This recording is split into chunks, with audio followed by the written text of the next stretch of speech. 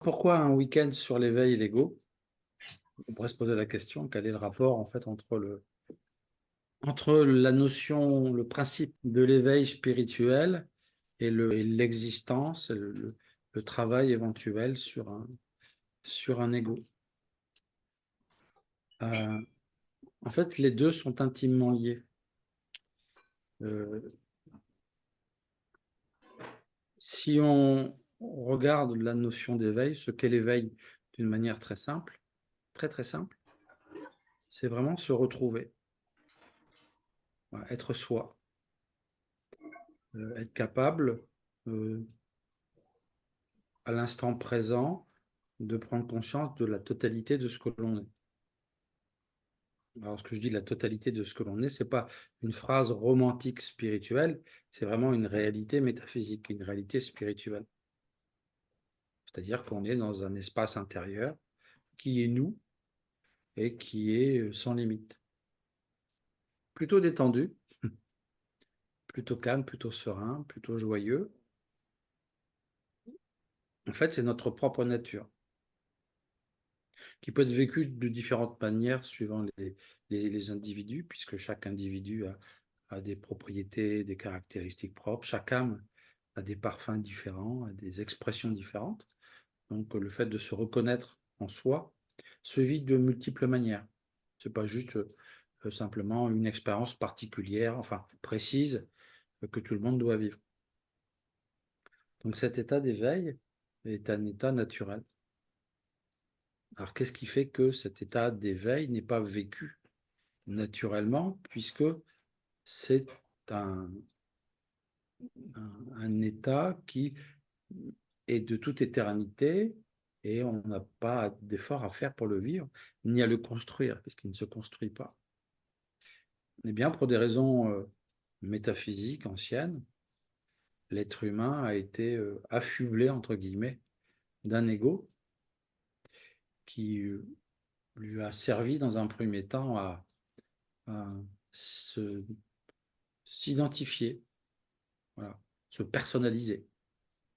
C'est-à-dire que l'âme qui est plutôt d'une nature très légère, reliée à un corps qui, lui, est beaucoup plus lourd et beaucoup plus limité, cette relation entre les deux est un peu particulière. Hein. Comment l'infini, une âme infinie peut se retrouver en relation avec, avec un corps qui, lui, est dans son fonctionnement fini, et même dans sa construction physique pure est fini, limité. Eh bien, entre les deux, il y a un ego qui est intervenu, qui est d'une création de la source. Hein. On dit que c'est une création du divin. On l'appelle en sanskrit Ahamkara. Ahamkara. Et cet ego d'essence divine a été vraiment octroyé à l'âme pour que l'âme puisse en fait s'occuper du corps, ressentir quand on doit se coucher, quand on doit manger, quand on doit faire telle ou telle action. C'est vraiment une sorte de courroie de transmission. Et au fil des siècles, et pour des raisons spirituelles, métaphysiques très spécifiques, l'ego s'est coupé de la source. Alors, il est toujours d'essence divine, mais il est coupé de la source. Donc, il n'a plus de contact avec avec ce qui est juste, avec ce qui est élevant, avec ce qui est tranquille. Mais la difficulté, c'est que en se coupant de la source, il est quand même resté euh, dans notre système intérieur, dans notre construction métaphysique.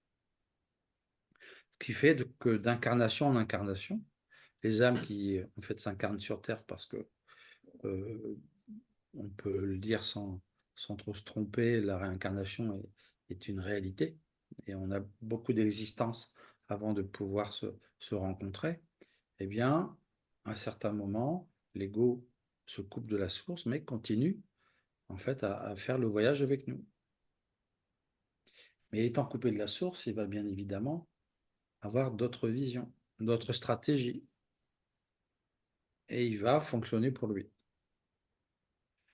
En tout cas, en fonction de ce qu'il croit, en fonction de ses projections, en fonction de ce qu'il désire, il va commencer à créer toute une activité intérieur et tout un ensemble de désirs vont être projetés à l'extérieur pour en fait satisfaire les besoins de l'ego. La difficulté fondamentale, et c'est là où je rejoins le week-end ou ce type de week-end que je propose, la difficulté c'est que eh bien, on est identifié à l'ego.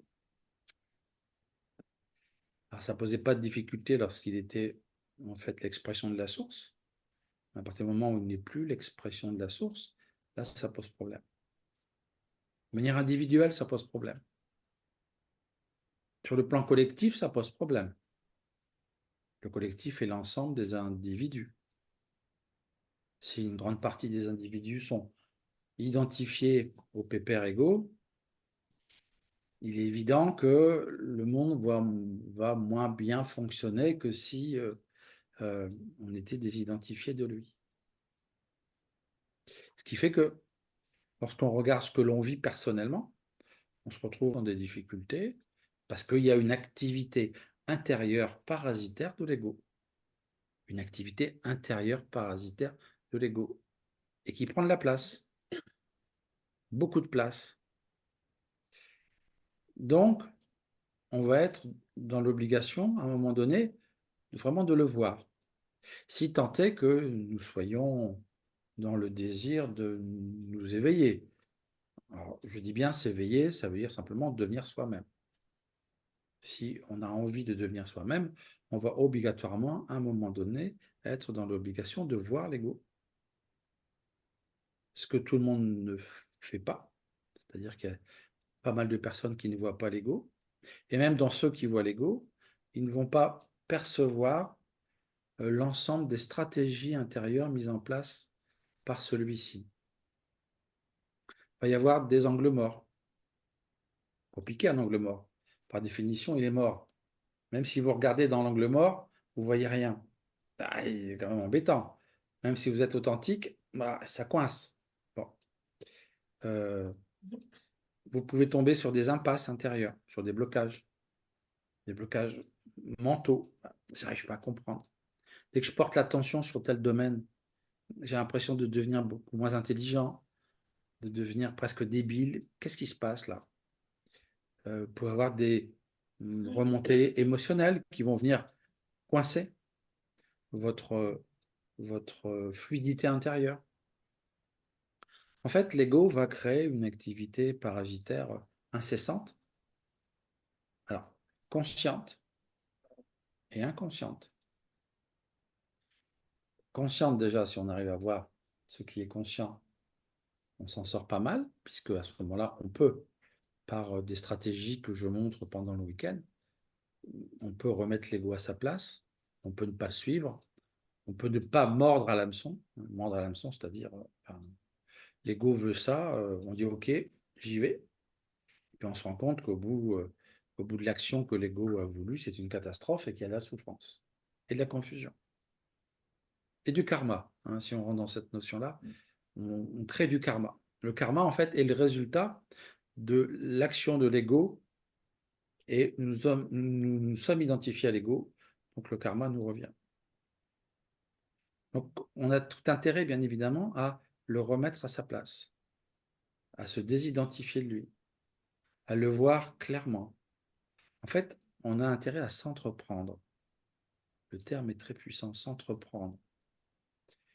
C'est-à-dire, dans tous les actes du quotidien, essayer de voir comment il intervient, sans être bien évidemment dans une vision excessive. Hein. On n'est pas là toujours en train de regarder à l'intérieur. S'il est là, à quel moment il va s'exprimer, ne pas surtout considérer que si on s'est fait prendre par lui pendant 10 minutes, c'est une catastrophe.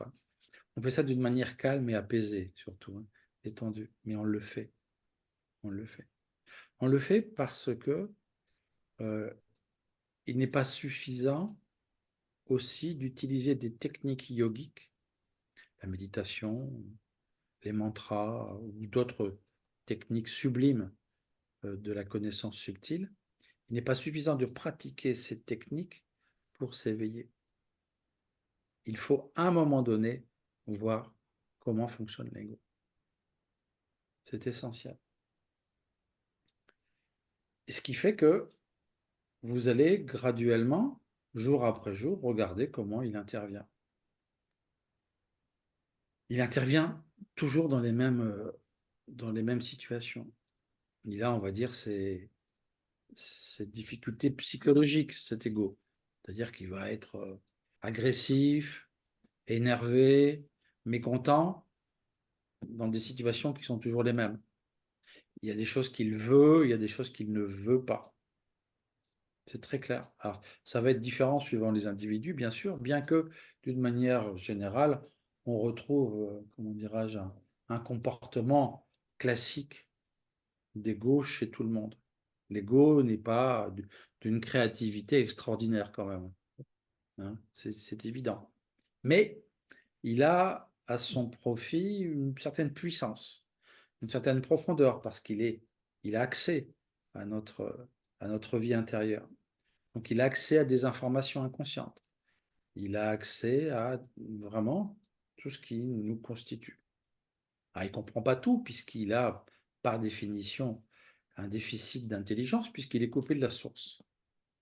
Tout ce qui est coupé de la source fait que l'intelligence est limitée.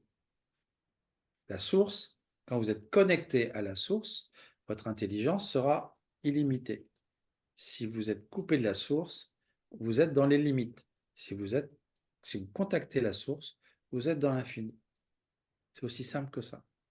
L'ego, lui, ayant coupé tout contact avec la source, il va bien évidemment ne pas comprendre vraiment le but de l'existence. Il ne va pas comprendre ce qu'est l'incarnation vraiment. Il va tout faire pour se maintenir en vie à travers le corps. Il va être très identifié au corps et il va en fait être tourné vers l'extérieur pour réaliser ses désirs du vital surtout, hein. Il veut manger, il veut du plaisir. L'ego adore le plaisir, tous les plaisirs, tous les plaisirs. Il est accroché à tout ça. La difficulté, c'est que si vous êtes identifié à lui, eh bien, vous allez le suivre, vous allez perdre votre autonomie et vous allez en fait avoir un champ de conscience qui va se réduire, puisque l'ego, lui, a un champ de conscience réduit. En fait, vous allez vous assimiler à son fonctionnement. Et là, à ce moment-là, vous allez vous retrouver dans des situations, et c'est automatique, de souffrance, puisqu'il va y avoir limitation. Tout ce qui est limitant crée une souffrance. Tout ce qui est de l'ordre de l'expansion crée une ouverture et crée en fait de la fluidité et de la légèreté. L'ego restreint. L'âme ouvre. Restriction.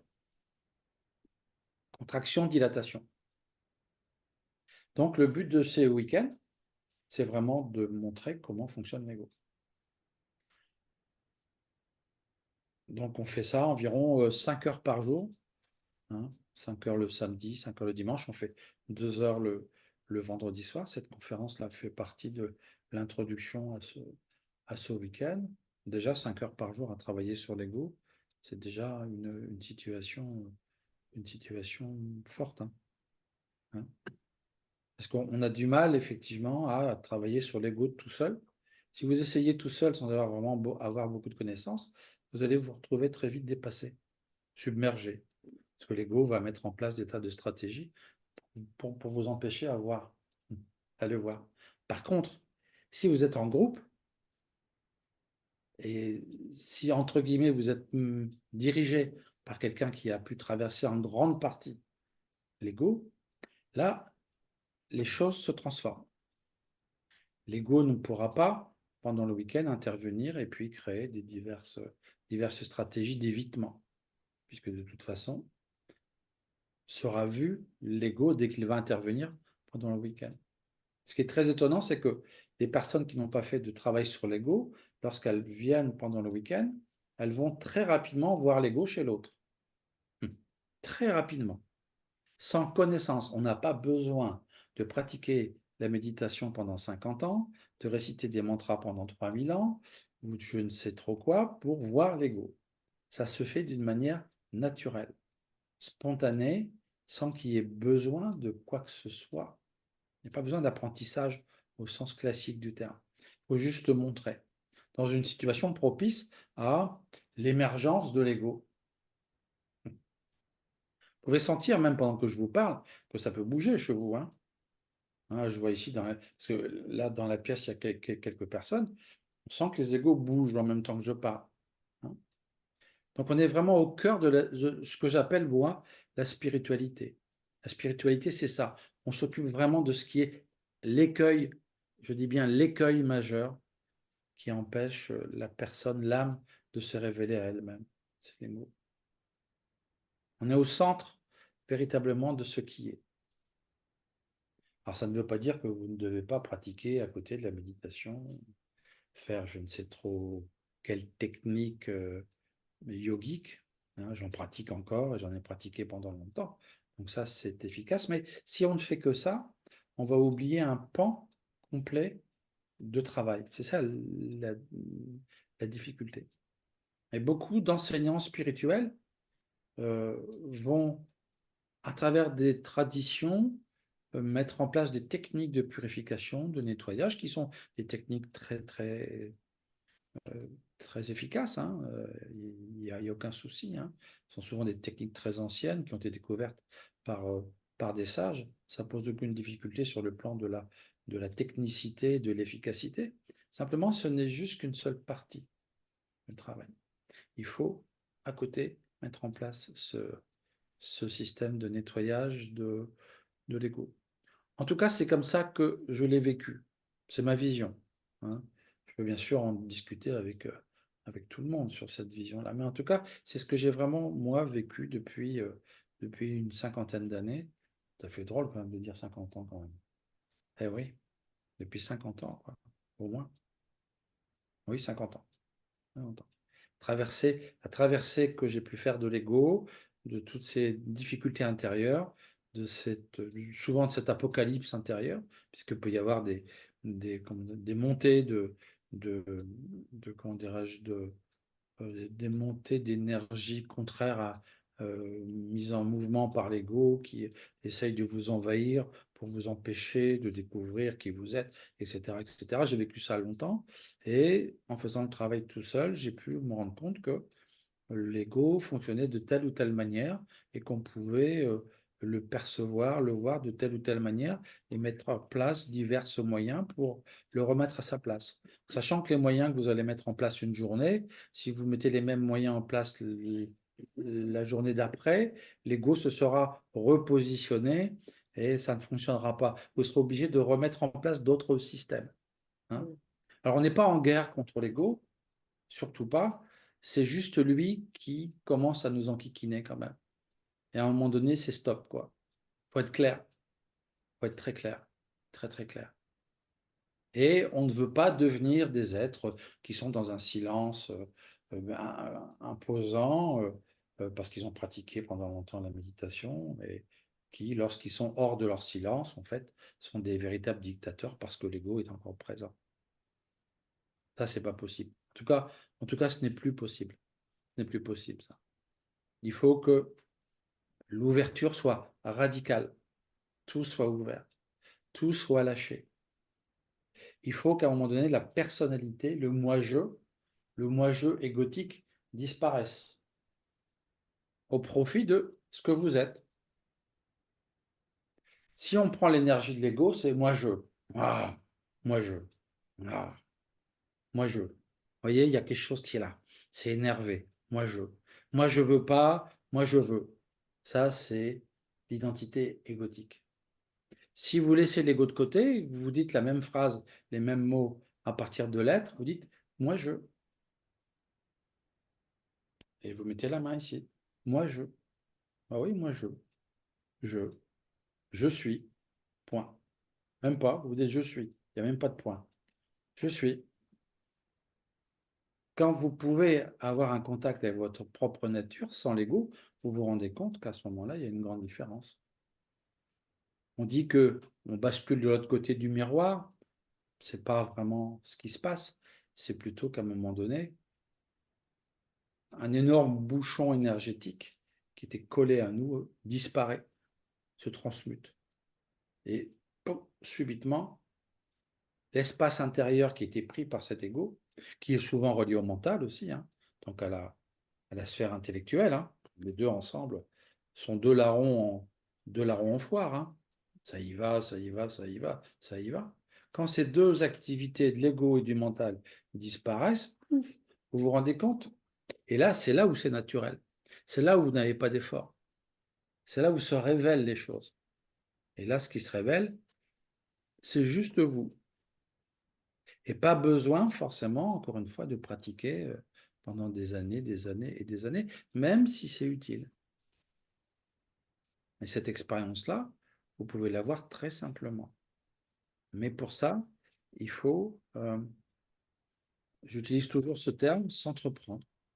S'entreprendre. Aller dans cette direction de, j'ai décidé que le règne de l'ego devait se terminer.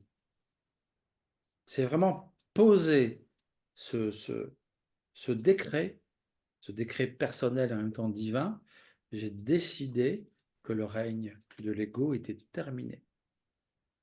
Le simple fait de poser cette intention-là, vous changez sur le plan de vos énergies subtiles l'intensité. L'intensité, tout se transforme instantanément. Tout se transforme. C'est-à-dire que l'aura est beaucoup plus large. La connexion est plus forte. Parce que vous avez enfin décidé de vous entreprendre d'une manière centrale. Je dis bien centrale. Alors, on peut me rétorquer, mais si on travaille sur l'ego, on travaille que sur l'aspect négatif que l'on porte en soi. Qu'est-ce que devient l'aspect bénéfique et généreux, élevant que nous sommes? Bien, c'est la même chose, en fait. En travaillant sur l'aspect de l'ego, sur son existence, et pas d'une manière décervelée, et non pas d'une manière, euh, comment dirais-je, énervée, et non pas d'une manière sérieuse, grave, si on le fait d'une manière simple, naturelle, eh bien, on ne va pas être aspiré par ce travail que l'on fait sur l'ego. Puisque lorsqu'on touche l'ego dans ses racines, les énergies peuvent être extrêmement, extrêmement lourdes. Eh bien, si on le fait d'une manière plutôt détendue, on va retirer plus tôt. Si on le fait d'une manière détendue, mais vigilante, eh bien, on va voir que, naturellement, on va conserver notre euh, vibration naturelle, bénéfique, et en même temps, on fait un travail sur des aspects qui sont lourds en soi. On peut en fait cumuler les deux, les deux énergies, les deux. On peut on peut continuer à garder cette dualité. En fait, je travaille sur l'ego et je reste ce que je suis. Et plus je travaille sur l'ego, plus je deviens ce que je suis. C'est-à-dire que vos propres limites vont graduellement, graduellement, ou brutalement, hein, pour certains ça peut être très brutal, pour d'autres c'est graduel. Tout dépend de votre processus d'évolution qui s'installe dans votre existence. Il y a des processus d'évolution qui sont beaucoup plus rapides que d'autres. Eh bien, graduellement ou brutalement, vous allez voir que votre espace intérieur va se libérer. Et là, à ce moment-là, vous vous découvrez dans cet espace infini qui est là de toute éternité, qui est immuable, indestructible, qui n'est pas descriptible même si j'essaie de vous le décrire. Il faut bien quand même mettre quelques mots sur ça. Et c'est même pas un état, c'est en dehors d'un état. C'est la nature propre de ce que l'on est. Ça échappe bien évidemment à la compréhension du mental et de l'ego. L'ego et le mental sont par définition limités, restreints. En fait, l'ego, c'est un petit point en face de vous. Et autour du petit point qui est là, qui gigote tout le temps, l'espace est infini. Mais comme il gigote tout le temps, et comme on est identifié à ce petit point qui gigote tout le temps, qui est toujours tourmenté, hein, l'ego est toujours tourmenté, il a toujours peur de tout, il veut contrôler, il veut pas se laisser faire, il veut pas ressentir trop quand même d'amour, hein. Les sentiments, ça l'embête un peu. Il y a des gens qui sont embêtés lorsqu'ils tombent amoureux, parce que l'ego, il est mis de côté. Hein. Lorsqu'il y a un sentiment amoureux qui s'exprime, l'ego se met de côté. Il ne se met pas de côté forcément tout le temps. Mais dans une première phase, on est sûr que par la force du cœur, l'ego est repoussé. C'est naturel. Mais l'ego n'aime pas les sentiments, n'aime pas l'amitié, n'aime pas tout ce qui est en fait, tout ce qui provient de la source, c'est-à-dire de l'infini, du cœur, même de l'affect. Hein. Donc, on est obligé de faire un travail de précision, vraiment. Parce qu'il faut le débusquer là, là et là, là et là. Et on le fait souvent, généralement, à travers les actes du quotidien. C'est-à-dire que vous avez beaucoup de comportements instinctifs lorsque vous parlez, lorsque vous pensez, lorsque vous agissez, même quand vous vous brossez les dents. Vous pouvez regarder que très souvent, c'est l'ego. Essayez juste de vous brosser les dents d'une autre manière. Vous allez voir comment ça va râler à l'intérieur. Et je vous assure, hein, prenez demain matin votre brosse à dents. Et vous verrez que vous commencez toujours par la même dent. Vous êtes toujours au même endroit. Et bien là, changez de main, par exemple. Changez de main. Juste changer de main. Ce qui n'est pas grand-chose quand même. Hein. Et puis mettez peut-être un peu moins de dentifrice. Ou alors, trop de dentifrice. Faites un excès. Mettez-le en danger. Vous vous rendez compte? Avec une brosse à dents. Hein. Puis au lieu de vous brosser les dents 30 secondes comme moi, brossez-vous les dents en 5 minutes. Ou si vous vous brossez 5 minutes, brossez-vous les dents 30 secondes. Vous allez voir. C'est instantané. Vous allez sentir l'ego qui va. Il n'est pas content. Parce que dans le quotidien, tous les jours, à tel moment, c'est une des habitudes, il veut ça et il ne veut pas autre chose. Waouh! Et vous commencez par là. Et vous commencez par là. Les actes du quotidien. Quand vous vous lavez, quand vous allez aux toilettes, quand vous vous habillez, quand vous mangez, quand vous faites à manger, quand vous faites vos courses, quand vous faites vos comptes, quand tout ce qui est de l'ordre du quotidien le plus basique, là vous êtes dans la pure spiritualité, puisque vous démontez l'ego qui en fait intervient dans tous ces actes-là. Il alourdit dans tous ces actes-là. Et là, vous avez la preuve concrète. Effectivement, l'ego intervient. Avoir un ego, ça ne veut pas dire forcément être orgueilleux et vaniteux. On connaît tous des gens qui ont des égos extrêmement puissants, ils sont très identifiés à leur ego, et quand vous les écoutez, ce sont les septièmes merveilles du monde, ils savent tout faire, ils vont tout réussir, ils ont tout réussi, ils regardent les autres avec mépris, mais ils sont quand même là avec condescendance pour les aider. Ça, c'est l'ego classique hypertrophié, égocentré. Égocentré parce que l'ego peut être généreux, mais il va être généreux envers les autres pour lui, pas pour les autres. En même temps, il peut aider les autres quand même, mais il le fera pour lui. Et si vous venez l'enquiquiner, il va plus aider les autres, il va revenir vers lui. Et là, plus question d'aider les autres. Bon, ça, c'est un ego hypertrophié, classique, un gros ego, vaniteux, orgueilleux, qui dégouline de lui-même. Hein. Il suffit pour savoir, voir comment ça fonctionne, regarder les archétypes des hommes politiques. Voilà. Ou de certains artistes. Pas tous. Il y a des artistes qui sont très dans la subtilité, mais d'autres qui sont très égotisés. Eh bien, travailler sur l'ego, ça ne veut pas dire travailler forcément sur un ego qui va être vaniteux, orgueilleux. On peut travailler aussi sur des égos qui, en fait, sont prudents, qui sont, comment on peut dire, timides, qui sont discrets, en retrait. C'est important aussi de voir que l'ego peut être aussi puissant lorsqu'il est en retrait que lorsqu'il est tourné vers l'extérieur. À partir du moment où il y a un ego, on lui dit stop, tu n'as plus rien à faire ici. Tu reprends ta place. Reprendre sa place, ça veut dire logiquement qu'il se reconnecte à la source. Donc là, plusieurs écoles, certains disent que l'ego va se fondre dans l'énergie cosmique et il redevient ce qu'il a toujours été, c'est-à-dire de la source et du pur divin. Voilà. D'autres indiquent, d'autres auteurs indiquent, mais non, c'est terminé. La race humaine n'a plus besoin d'un ego, même d'un ego qui aurait repris sa place. Je vous renvoie là à toute la littérature de Sri Aurobindo ou de Doucemer ou de Satprem, pour ceux qui ne les connaissent pas, ou même pour ceux qui les connaissent, où en fait, Doucemer, qui était la compagne spirituelle de Aurobindo, disait très clairement, il faut que les prochaines générations d'êtres humains soient sans ego. Donc elle, c'est encore plus radical, sans ego.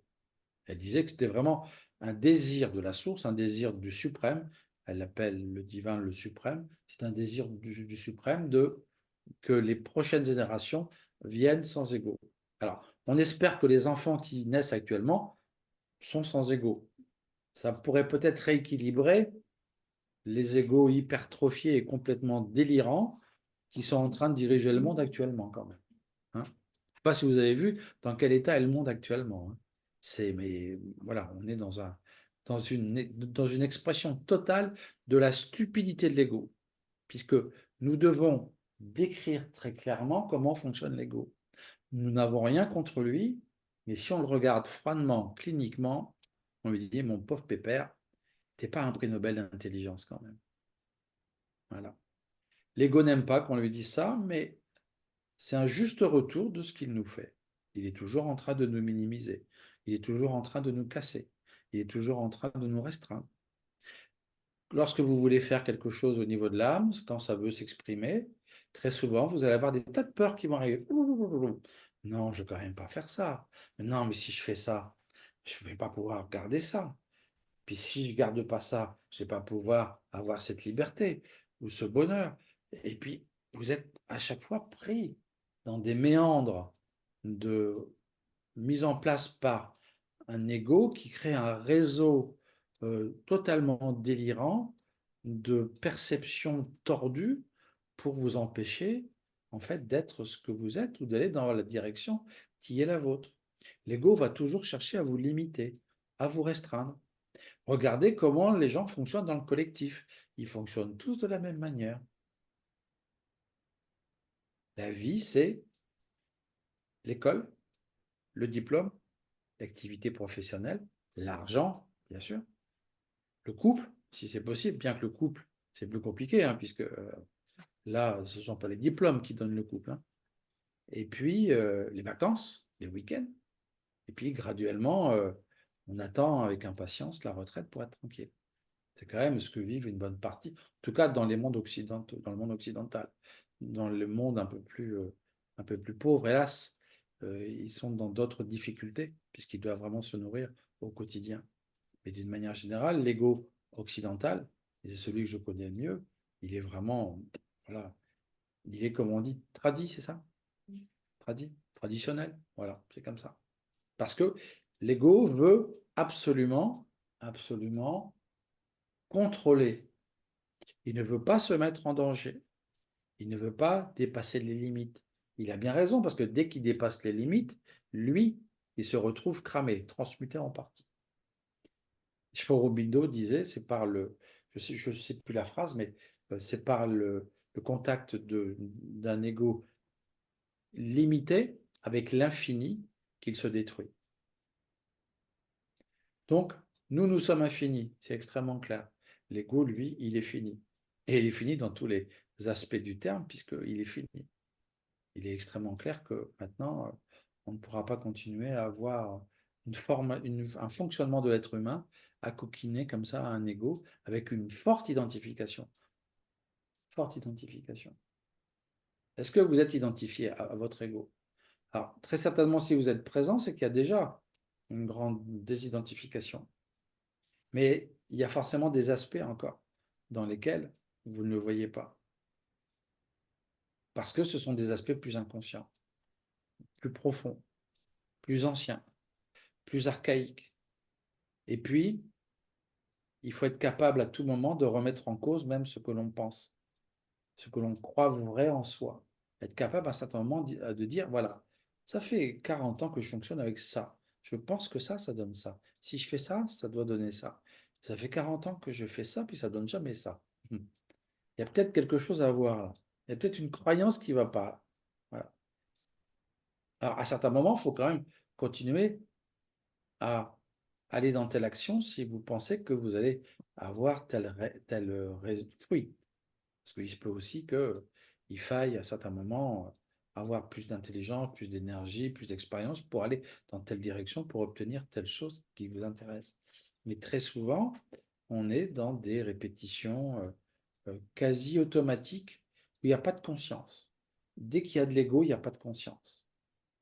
La conscience, c'est quoi? La conscience, c'est je suis vigilant, je vois, je regarde. Il n'y a pas de mental, mais je vois tout. Je sens tout. Tout est là. Tout est présent. Il y a une densité.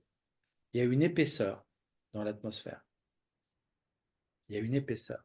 Vous avez tous vécu cette expérience de l'épaisseur à un moment donné. Quand vous êtes en dehors de l'ego, vous avez même une vision différente, même physique. Vous pouvez regarder, les couleurs sont plus vives. Les contours des êtres ou des objets sont plus dessinés. Il y a plus de clarté. Il y a une autre lumière. Et oui, parce que l'ego n'est plus là. L'ego intervient aussi sur vos cinq sens. Il intervient sur tous les plans. Et à un moment donné, ça suffit. Il faut être soi-même. De toute façon, si vous ne faites pas le travail dans cette existence-là, vous le ferez un jour. Ça fait partie du dharma de chaque être humain. Mais autant le faire rapidement. Ou en tout cas, autant accélérer le processus. De toute façon, il y a un moment donné, on est coincé. Souvent. Pas toujours. Il y a des gens, beaucoup de gens qui viennent me voir et disent ouais, je suis coincé, je ne peux plus avancer. Ben oui, forcément, il y a une telle identification qui a existé avec l'ego que tout ce que l'ego a créé, ça dégorge à l'intérieur de la vie intérieure. Hein, le paysage intérieur est rempli de construction de l'ego. On est comme ça, il y a une asphyxie, quoi. On est complètement submergé, bloqué, coincé dans une impasse intérieure. Et là, il faut absolument réagir. Alors, certains réagissent en prenant des antidépresseurs, des anxiolytiques, hein, pourquoi pas, mais c'est pas très élevant. Ce qu'il faut, c'est pouvoir se mettre en mouvement et avancer. Et là, on avance vraiment vite. On avance vraiment vite. Donc, revenir à cette identité, cette notion d'identité. Quand vous dites je, est-ce que c'est l'ego qui le dit ou est-ce que c'est vous? Je suis. Je suis. Ah, je suis. Ah. Si je me branche sur les égos, c'est incroyable. Je suis. Il y a une rage, il y a une colère, il y a une volonté de ne pas écouter ce qui est. Et quand vous dites je suis, en fait, quand vous dites je suis au niveau de l'être, c'est comme si vous disiez oui. Il suffit de dire oui. Rien que là, vous dites oui à l'intérieur. Oui. Quand vous dites oui à l'intérieur de vous, tout se détend. Oui. Oui. Vous pouvez faire l'expérience. Oui. Tout se détend. Oui. Maintenant, dites non. Non. Tout de suite, ça se contracte. Voilà. Le non, c'est l'ego. L'ego ne veut pas. Il veut ça, mais il ne veut pas ça. Non, je ne veux pas. Ça tend le corps. Ça tend les corps subtils. Ça bouge les chakras. Ça bloque, ça coince. Si vous dites oui, bon, ça se détend. Et là, vous ressentez à ce moment-là une simplicité. Oui. Vous voyez que c'est automatique là. Hein. Rien. Vous faites cette expérience-là avec tout le monde, c'est automatique. Oui. Répétez plusieurs fois oui. Oui, oui. Puis vous allez avoir un sourire à un moment donné. Oui, oui, oui. Eh ben oui. Ah, ça se détend. Ben oui. Même les cellules, les cellules se détendent. Et là, on voit la différence entre l'impact de l'âme qui dit oui et l'ego qui dit non. Non, je ne veux pas.